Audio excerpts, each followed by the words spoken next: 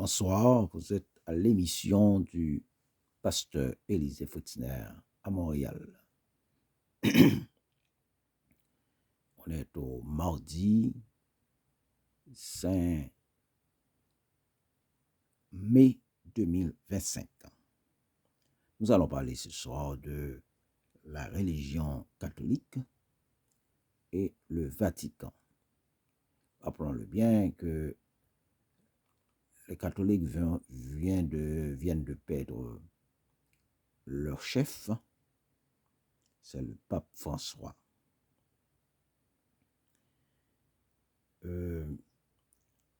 Alors parlons de Vatican. Vatican, c'est le plus petit État du monde, à 0,44 km². République d'Haïti, 27 750 km², et fait 60 fois Vatican. Le Vatican a 921 habitants. Cependant, c'est le plus petit État du monde, certes, mais il domine le monde. Il domine le monde par sa religion. Les catholiques sont à 1 milliard 406 millions de fidèles. Je reprends pour vous. 1 milliard 406 millions de fidèles répartis à travers le monde. On a 266 papes qui sont déjà passés à la basilique Saint-Pierre et d'autres endroits. Ce n'était pas seulement la basilique Saint-Pierre, le siège des papes. Il y avait plusieurs autres endroits. Il y avait le palais Latran, le palais d'Avillon qui se trouve en France. Alors nous disons 266 papes sont déjà siégés et 168 sont enterrés dans le Vatican. On appelle aujourd'hui basilique Saint-Pierre. Longtemps fait partie de Rome, indépendant en 1929, et est depuis gouverné par une monarchie absolue, avec le pape à sa tête. Rappelons-le bien, vous n'avez pas besoin de visa pour y entrer.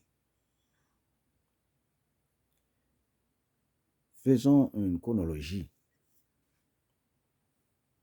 1506, c'est la pose de la pierre angulaire. 1512, les peintures de Michel-Ange. Plafond de la chapelle Sixtine. Et achevé en 1626. Alors, 1512, bien sûr. 1626, on a eu la basilique Saint-Pierre, la plus grande église du monde. 1929, traité de Latran, signé entre le pape Pie XI et le dirigeant italien Mussolini Benito, déclarant la cité du Vatican comme État Vatican.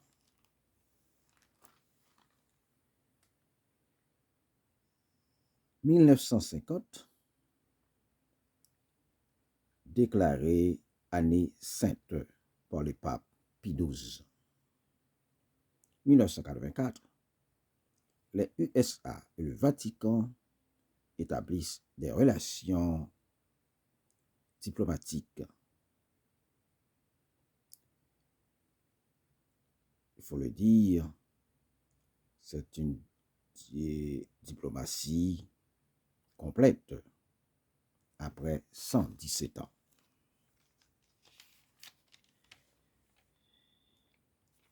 Alors, ce qu'il faut dire, dans le monde entier, il y a 2 milliards 400 millions de chrétiens. Mais pour les catholiques, on a dénombré 1 milliard 406 millions. Le reste, c'est tout des protestants, on compte plutôt des protestants, des orthodoxes. Et l'islam est passé en deuxième position, avec 2 milliards dans le monde. Premier siècle avant Jésus-Christ,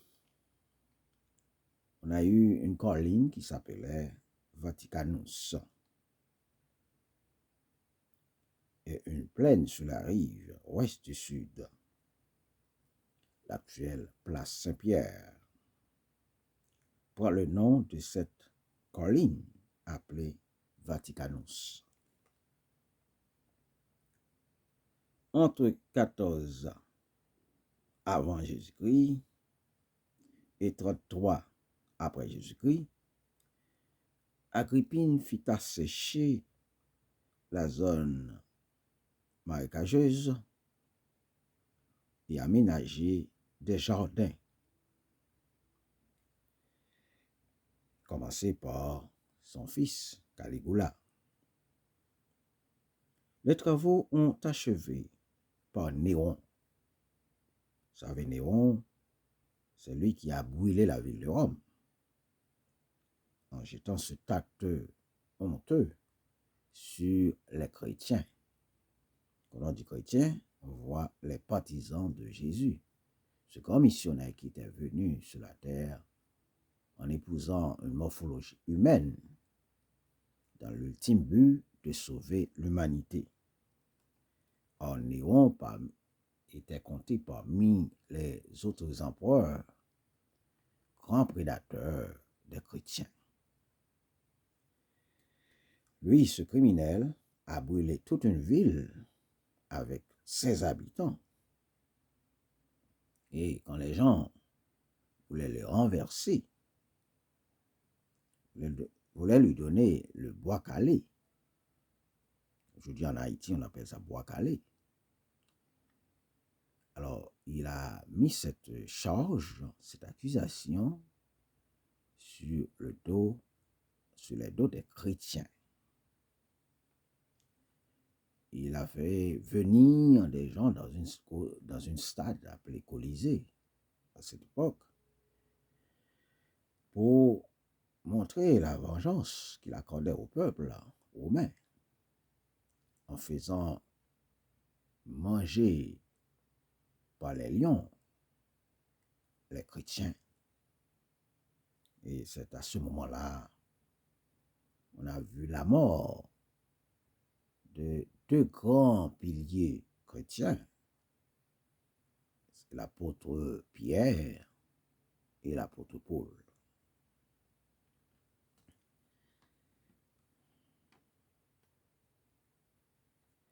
« 326 après Jésus-Christ, 377, la basilique constantinienne a été construite. En 326, sur ce que l'on croyait être la tombe de Pierre. Un palais a été construit au 5e siècle, pendant la papauté du pape Symmachus. À cette époque-là, les papes vivaient au palais du Latran et plus tard au palais quinquennal. Entre 1309 et 1377, La résidence papale se trouvait à Avignon, en France. Aujourd'hui, c'est un jour vraiment, un jour, un grand jour pour le Vatican, puisque après la mort de M. François, il faut le dire, c'était un pape très controversé. Il a fait des changements au niveau de la basilique, au niveau du siège papal. Mais l'histoire ne sera jamais oubliée aussi qu'il était pour les LGBT, c'est-à-dire les lesbiennes, les gays, les bi, les transgenres, pour que ces gens-là se marient. Il était pour un tel système. Et le système, il faut le dire, que certaines grandes puissances adoptent ça chez eux. On dit qu'autrefois, c'était un crime. Mais aujourd'hui, c'est la grande mode. Et le pape était ancré dans ce système. À savoir que un garçon peut se marier avec un garçon, une femme avec une femme. Il a dit seulement hors liturgique, c'est-à-dire pas à l'intérieur de l'église. Mais c'est pas un problème si un père, un prêtre plutôt, marie deux hommes ou deux femmes. Et ça divise en quelque sorte l'église catholique. Parce qu'il y a deux groupes. Un groupe conservateur qui dit non, il n'en est pas question. Un autre groupe qui dit oh oui. Et au moment où je parle, il y a une élection papale, il y a la conclave qui s'est réunie depuis quelques jours. Le terminus sera ce soir,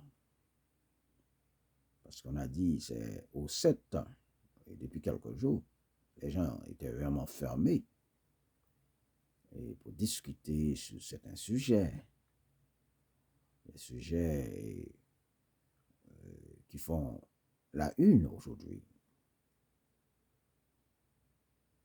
Et on doit choisir un pape dans